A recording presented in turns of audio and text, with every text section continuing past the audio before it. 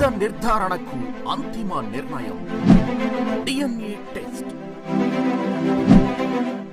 ఉన్నది ఉన్నట్లుగా వాస్తవాలను శోధించి వివరించేది మన డిఎన్ఏ టీవీ. మన రాష్ట్రం, మన ఛానల్. ఎటువంటి పరిస్థితుల మధ్య ఈరోజు మన రాష్ట్రంలో మనందరం ఈరోజు ప్రయాణం చేస్తూ ఉన్నాము అన్న సంగతి నాకన్నా బెటర్గా కూడా మీకే బాగా తెలుసు. ఎందుకనంటే ఈరోజు ఒక రాక్షస యుగంలో ఉన్నాం. నేను మొన్న ఎవరో నా దగ్గరికి వస్తూ ఉన్నప్పుడు కూడా నేను ఏదో అంటూ ఉంటే, కలియుగంలో రాజకీయాలు చేయాలి అని అంటే ఈ యుగం చంద్రబాబు యుగంలో రాజకీయాలు చేయాలి అని అంటే ఈ రాజకీయాలు చేసేటప్పుడు కేసులు వేస్తారు అనే భయం లేనప్పుడే రాజకీయాలు చేయగలుగుతాం. జైళ్ళకు పంపినా కానీ పర్వాలేదు చంద్రబాబు, నిన్ను ఎదుర్కొంటామనే ధైర్యం ఉంటేనే రాజకీయాలు చేయగలుగుతాం.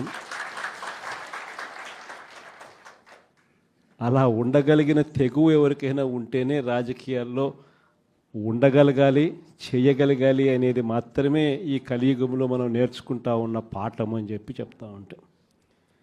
ఈరోజు నిజంగానే రాజకీయాలు అలానే తయారయ్యి చంద్రబాబు నాయుడు ఈరోజు చేస్తూ ఉన్న రాజకీయంలో కనీసం 1% కూడా మనం ఆ రోజుల్లో ఎప్పుడు చేయలే. ఆ రోజుల్లో మనం ఏ ఒక్కరికి కూడా ఇబ్బంది జరగకూడదు అనే ఆలోచనలు చేశాం. ఇన్ఫ్యాక్ట్ నాకు బాగా గుర్తుంది, తాడిపత్రి మున్సిపల్ ఎలక్షన్లు జరుగుతూ ఉన్నాయి. మనం రాష్ట్ర వ్యాప్తంగా మున్సిపాలిటీలన్నీ మనం స్వీప్ చేస్తాం.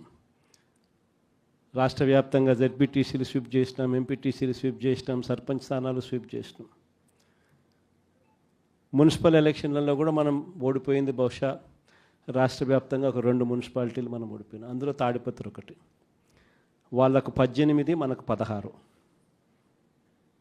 కేవలం వాళ్ళకు తేడా 2. మన ఎమ్మెల్యే వండుకొని అన్న 2 అయినా తేడా ఎత్తేద్దామన్నాడు. ఆ రోజు నాకు బాగా గుర్తుంది, అదే నేను ఒప్పుకోలా. మన ఎమ్మెల్యే అయినని కూడా నేను హౌస్ అరెస్ట్ చేయించిన. మన ఎమ్మెల్యేని నేను హౌస్ అరెస్ట్ చేసి ఎన్నిక జరిపించి తాడిపత్రి మున్సిపాలిటీ సవ్యంగా జరిగించి చివరిగా తెలుగుదేశం 18 వాళ్ళకు, 16 మనకు న్యాయబద్ధంగా, ప్రజాస్వామ్యబద్ధంగా ఎన్నిక జరిగింది ఆ రోజు. కానీ ఈరోజు చూస్తే పరిస్థితి ఎలా ఉంది అని చెప్పి ఒకసారి చూస్తే, మనమేమో అప్పట్లో జగనన్నకు చెబుదామని చెప్పి ఒక టెలిఫోన్ నెంబర్ ఇచ్చా. స్పందన అని ఒక ప్రోగ్రాం కూడా పెట్టా. ఎవరికి ఏ ఇబ్బంది వచ్చినా కూడా కులం చూడలా, మతం చూడలా, రాజకీయాలు చూడలా, పార్టీ చూడలా, చివరికి తెలుగుదేశం వానికి కూడా ఏదైనా ఇబ్బంది వచ్చినా కూడా జగనన్నకు చెబుదామని చెప్పి ఫోన్ చేస్తే చాలు, ఎమ్మెల్యేలు అడ్డుకున్నా, ఇంకొకరు అడ్డుకున్నా కూడా జగనన్నకు చెబుదామనే నెంబర్కు ఫోన్ చేస్తే చాలు, వెంటనే స్పందన ఉండేది, వెంటనే పరిష్కరించే పరిస్థితి మన హయాంలో మనం చేసాం. స్పందన అని ఒక ప్రోగ్రాం పెట్టాం. ప్రతి వారము ఆ స్పందన అనే ప్రోగ్రాంలో కలెక్టర్లు ఖచ్చితంగా ఉండేట్టుగా, ఎస్పీలు కరెక్ట్గా ఉండేట్టుగా డేట్ ఇచ్చి ప్రతి వారం రోజు జరిగేట్టుగా చూసుకొని, కలెక్టర్ల దగ్గర నుంచి మొదలైతే ఏ మండలాలలో మండల ఇన్ఛార్జీల వరకు కూడా ఆ స్పందన ప్రోగ్రాంలో పార్టిసిపేట్ చేసే పరిస్థితి. ఎవరికి ఏ సమస్య వచ్చినా కూడా స్పందనలో చెప్తే ఆ సమస్య పరిష్కారం అయ్యేదాకా డైరెక్ట్గా సీఎంఓ పర్సూ చేసి ఎందుకు ఈ సమస్య పరిష్కారం కావడం లేదు అని చెప్పి అడిగే పరిస్థితిలో మన పాలన చేసాం. అత్యధికంగా ఆ పొద్దు సాల్వ్ అయింది తెలుగుదేశం పార్టీకి వాళ్ళకి సంబంధించిన సమస్యలే. అంతగా మనం కులం చూడకుండా, మతం చూడకుండా, రాజకీయాలు చూడకుండా, మనకు ఓటు వేశారా లేదా అన్నది కూడా చూడకుండా ఆ రోజుల్లో మనం పరిపాలన అందిస్తే, ఈరోజు చూస్తే ఎలాంటి పరిస్థితులు ఉన్నాయి అని అంటే, ప్రజాస్వామ్యాన్ని పట్టపగలే ఖూనీ చేస్తూ ఉన్నా కూడా ఈరోజు ఎవరూ మాట్లాడలేని పరిస్థితిలో ఈరోజు పాలన సాగుతూ ఉంది. ఇలాంటి పరిస్థితుల్లో ఈరోజు మనం రాజకీయాలు చేస్తూ ఉన్నాం. ఈరోజు మొన్ననే చూసాం తిరువూరు ఎన్నిక, ఇప్పుడు కూడా జరుగుతూ ఉంది. ఇన్ఫ్యాక్ట్ తిరువూరు ఎన్నిక చూస్తే ఆశ్చర్యం కలిగించే నెంబర్స్. ఎందుకు ఎన్నికలు చేస్తూ ఉన్నారో కూడా ఎవరికి అర్థం కాదు. అక్కడ తిరువూరు పరిస్థితి ఏమిటి అని అంటే 17 వైఎస్ఆర్సీపీ గెలిస్తే 20లో 3 టీడీపీ. మా తెలుగుదేశం పార్టీ ఎక్కడ గెలుస్తుంది, ఎందుకు గెలుస్తుంది, అసలు పోటీ ఎందుకు పెడతా ఉన్నారు? అయినా దాన్ని కూడా లాగేసుకోవాలి అని చెప్పి తాపత్రయంతో బలవంతం చేసి ప్రలోభాలు పెట్టి 17 మందిలో నుంచి ఒక 5 మందిని లాక్కొని చివరికి వైసీపీ 12, తెలుగుదేశం పార్టీ 8కి వచ్చినారు. అక్కడ కూడా ఎన్నిక కూడా ఇప్పటికీ మెజారిటీ మనమే కాబట్టి ఎన్నిక ఎప్పుడైనా మనమే గెలవాలి. ఆ ఎన్నిక కూడా జరగకోకుండా ఏకంగా పోలీసుల ఆధ్వర్యంలో ఎన్నిక ఆపుతూ ఉన్నారు. మన వాళ్ళందరినీ హౌస్ అరెస్టు, వాళ్ళందరినీ రోడ్ల మీదకి తీసుకొచ్చి నిలబెట్టినారు.